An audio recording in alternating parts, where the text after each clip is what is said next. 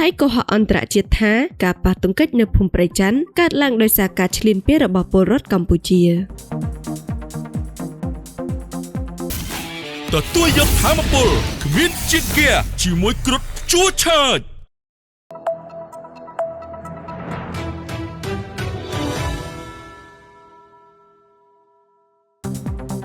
ថៃបំភ្លៃព័ត៌មានសារជាថ្មីដើម្បីបិទបាំងទង្វើអាក្រក់របស់ខ្លួនដែលបានប្រើប្រាស់ការបង្ក្រាបបែបហិង្សាយ៉ាងអមនុស្សធម៌លើបងប្អូនប្រជាជនខ្មែរនៅភូមិព្រៃច័ន្ទដោយបង្វែរការចោទប្រកាន់មកលើប្រជាជននិងកងកម្លាំងកម្ពុ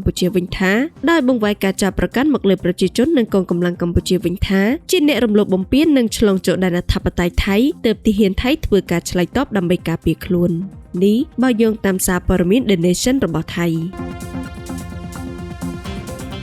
ការប៉ះទង្គិចគ្នារវាងជនស៊ីវិលខ្មែរជាមួយកងកម្លាំងសន្តិសុខថៃដែលបានផ្ទុះឡើងកាលពីល្ងាចថ្ងៃពុធទី17ខែកញ្ញាបានក្លាយជាប្រធានបទដ៏ក្តៅគគុកនៅលើប្រព័ន្ធផ្សព្វផ្សាយនិងបានទាក់ទាញចំណាប់អារម្មណ៍សារព័ត៌មានអន្តរជាតិជាច្រើនឲ្យចុះផ្សាយពីរឿងនេះផងដែរស្របពេលជាមួយគ្នានេះថៃកំពុងព្យាយាមកែប្រែព័ត៌មានពិតដោយទម្លាក់កំហុសគ្រប់យ៉ាងមកឲ្យកម្ពុជា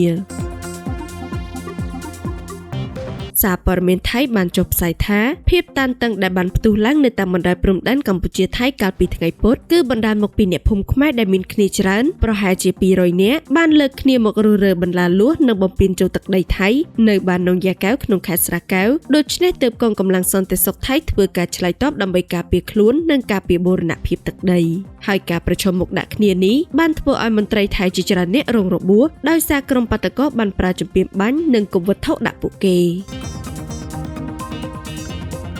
ប្រភពដដែលនេះបានបន្តទៀតថាអង្គភាពគ្រប់គ្រងកុបកម្មរបស់ថៃបានឆ្លើយតបដោយការដាក់ពង្រាយឧស្ម័នបង្ហូរទឹកភ្នែកប្រើកំភ្លើងជ័រនិងឧបករណ៍បំពងសម្លេងចម្ងាយឆ្ងាយដើម្បីរុញហ្វូងមនុស្សឲ្យត្រឡប់ទៅវិញនិងក្រោយមកបានរាយបន្លាលួសរួមជាមួយសម្បកកងឡានបន្ថែមដើម្បីការពារការលុកលុយនៅពេលក្រោយទៀត